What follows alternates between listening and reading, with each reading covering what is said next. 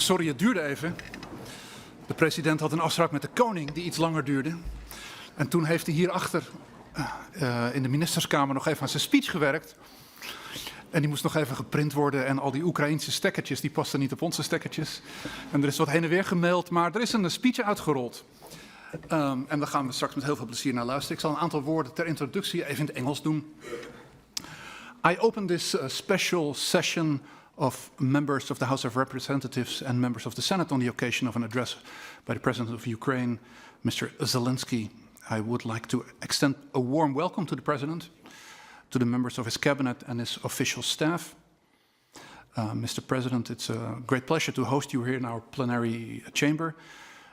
With you are Deputy Prime Minister Ms. Stefanchina, the Minister of Foreign Affairs, Mr. Sabia, Minister of Defense, Mr. Umarov, Head of the Office of the President, Mr. Yermak, and Ambassador Kost.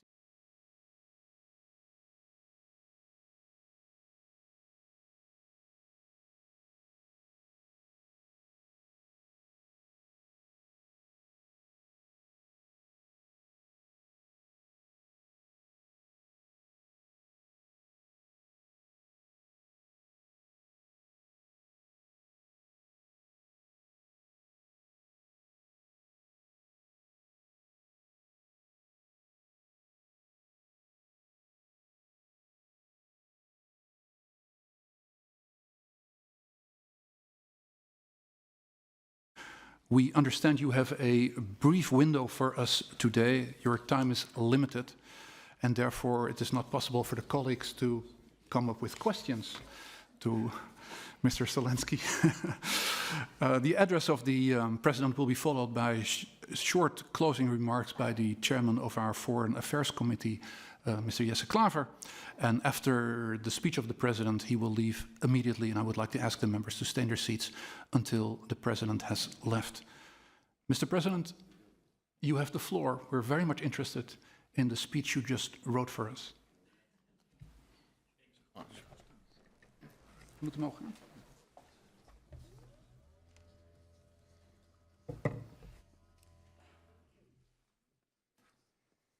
Thank you very much. Dear friends, dear members of the Dutch Parliament, presidents of the House and the Senate, and all the people of the Kingdom of the Netherlands. I'm here with you today in person in your Parliament, first of all, to say thank you. Thank you for the fact that the Netherlands is one of the world's biggest defenders of life and one of the largest in Europe, together with Germany, Norway, and Sweden. Thank you. And we truly feel this support, and we felt it since the very first hours of the full-scale war. And I thank you for every decision that helps save lives in Ukraine. The air defense systems you have helped us with, the investments in our defense from the Netherlands, both bilateral and thanks to your support at the EU level, and your defense packages that help our soldiers hold the line. All of this is a contribution to peace. And I thank you for helping us move toward peace and for your honest, heartfelt support. Now, every single day in Ukraine starts the same way, with updates on the consequences of Russian strikes. And these attacks, almost all of them, cannot be explained by anything rational or humane. Just last night, 9 Russian Iranian Shahed drones struck an ordinary Ukrainian village in eastern part of Ukraine, in Sumy region, and 7 houses were completely destroyed. 22 more were badly damaged. Our rescuers pulled 3 children out from under the rubble. and 6 people were injured. Sadly, 3 were killed, including a child. My deepest condolences. That attack made no military sense, but how many were shattered? Right now, today in Ukraine, in the city of Dnipro, people are receiving help after a Russian ballistic missile strikes. 16 people have been killed. More than 100 have been injured right now, today. Many homes were affected, schools were damaged, and people were hurt. Even a passenger train was hit as it was simply following its route. The missile exploded right next to it.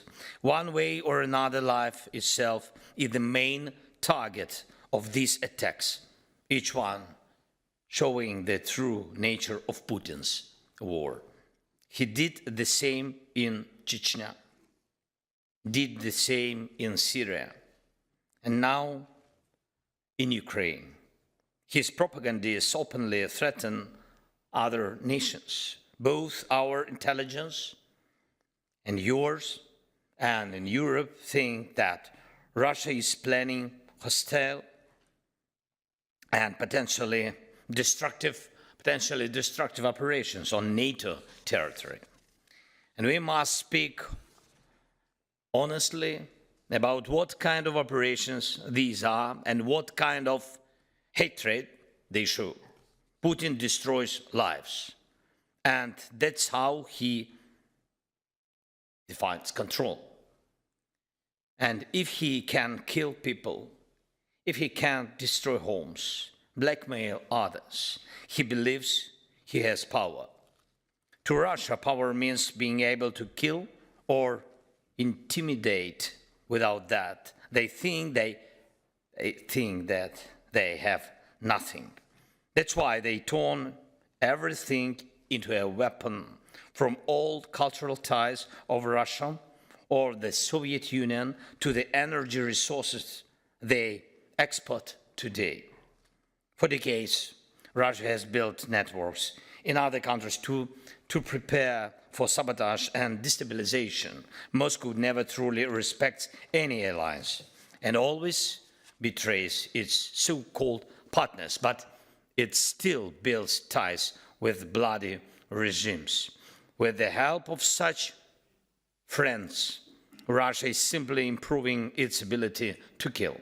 That's why solidarity in defense is so important, so that no one ever has to face them alone. This is not just about defending Ukraine right now, it's about much more. Russia has no right to kill our people. Russia has no right to kill anyone in European cities, which they have already done before. Russia has no right to threaten critical infrastructure in the Baltic, North Sea, or the Arctic, or in any sea in the world. Russia has no right to invest in terror or destruction in any country. And especially, Russia has no right to even threaten the transfer of nuclear weapons to any regime in the world, including the regime in Tehran or anyone else trying to back up madness with the power of nuclear explosions. Understanding what you do have the right to begins with knowing what you don't. That is where the borders of other security and freedom really begin, of other nations, people. Many in the world have already learned this. Russia still needs to. Russia must understand that rules exist. Putin pretends he doesn't understand what rules shape the modern world. And here in The Hague, I want to say this very clearly. For Putin, there is a rule: do not kill. There is a rule: do not act like a beast toward people. There is a rule: do not burn down cities and villages. There is also a rule: do not justify or sponsor terror. There is a rule: do not steal children. And if you break such rules, there must be responsibility. It may be hard for Russia to, maybe hard for us to understand, but these are the very rules that form everything from the UN Charter and international law to our shared European way of life. A life built after World War II and the softest, most decent, safest, most decent life Europe has known in centuries. And we must protect this life, and we will protect it. Dear friends, since the beginning of the full-scale war, Russia has used 28,743 Shahed drones. In this June alone, they have already launched 2,736 Shaheds. Russia could never have done this without its ties to the regime in Iran. And we in Ukraine could never have shut down most of these drones without your solidarity and the support of our partners. This fact speaks for itself. To truly end this war and build a real lasting peace, we need to act on two main directions. First, maximum isolation of Russia. That means political isolation, sanctions of all kinds, and cutting off any cooperation that helps them survive and keep fighting. Every scheme that keeps them going must be shut down, and I urge you to stay strong and principled in your pressure on Russia. We need a strong 18th EU sanctions package. We need tough, painful sanctions on Russian oil. There are many discussions right now about different options for a price cap on Russian oil. What matters most is that the price cap actually works, and when we talk about a price cap, it's important to remember any drop in Russia's oil revenue helps bring peace closer. But what really hurts them and truly limits their ability to wage a war is a cap at $30 per barrel. The world needs to reach this level, not only to help stop Russia's war against us, but also to prevent any future military operations Russia might launch against Europe and the allies. War plans must become deadly expensive for Russia. We need to truly block their tanker fleet and cut them off from international banking. That is what works. And the second direction, stability in defense support. I urge you to back all long-term programs of support and cooperation with us, with Ukraine. Russia must see that Ukraine will not be left alone and that Europe will not back down. And I thank the Netherlands for the new and very important defense package, especially the support for Ukraine's own weapons production. And it's vital to support the need for other European countries to raise their defense spending. Russia is stronger than any one of us alone, but it is weaker than all of us together. That's how Putin thinks in terms of potential, his own potential, and the potential of those he sees as targets or rivals. And if Russia sees that Europe's combined strength leaves it no chance for aggression, there will be no aggression. If Russia feels that we are striking back hard, painfully, then peace will become the most popular topic in Moscow. And we will get there together we will get there. Knowing how Putin thinks, knowing how Russia wages war, and acting in ways that truly limit them and make it painful for them, we will bring peace closer. Let's get this job done. Let this war be warning to prevent a much bigger one. Russia must be forced into peace. Thank you for standing with us. Thank you, Netherlands. Slava Ukraini. Thank you. Thank you so much.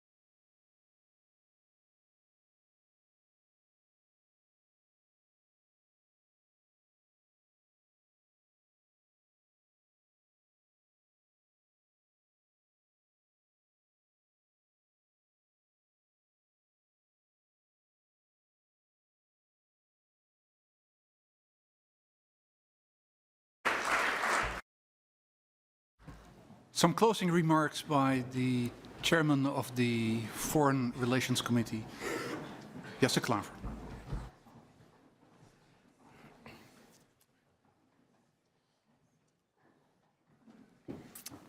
Thank you.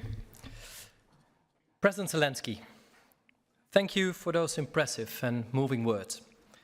Thank you for coming here in person to convey to us what the people of your country are experiencing on a daily basis as a result of the Russian aggression.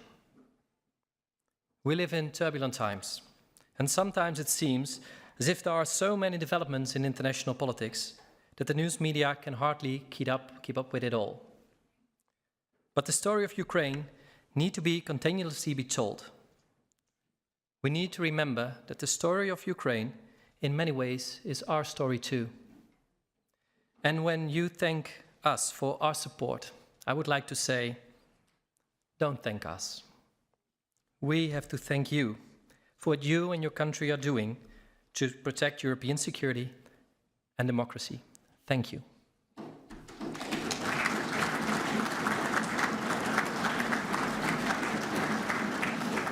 Mr. President, by inviting you to meet with us today on the margins of the NATO summit taking place in the Netherlands, the Foreign Affairs Committee of this House want to express the strong bilateral ties between our countries that fit into the wider security architecture of the Euro-Atlantic region.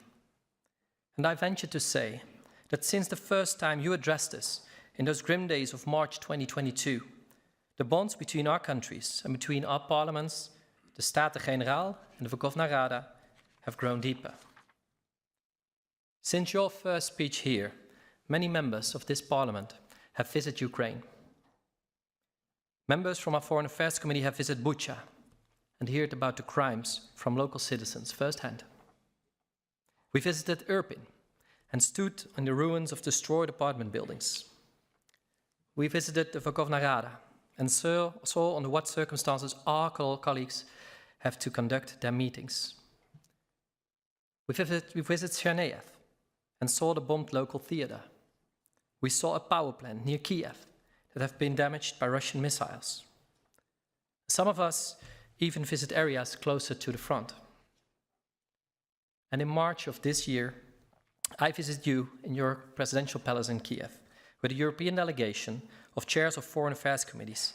And we had an impressive conversation there with you on the 3rd anniversary of Russia's full-scale invasion in your country. Mr. President, our invitation to you today and our multiple visits to your country in the past years, and most important, our repeated votes in this House to continue financial and military support to Ukraine, this all shows a broad commitment in this Parliament to your defense against Russian aggression. And we hope that you have felt some of that commitment today. So thanks again. Thank you for coming here. And thank you for continuously common European values. And we wish you fruitful meetings here in The Hague the coming days, and safe travels when you return to Kyiv. Slava Ukraini.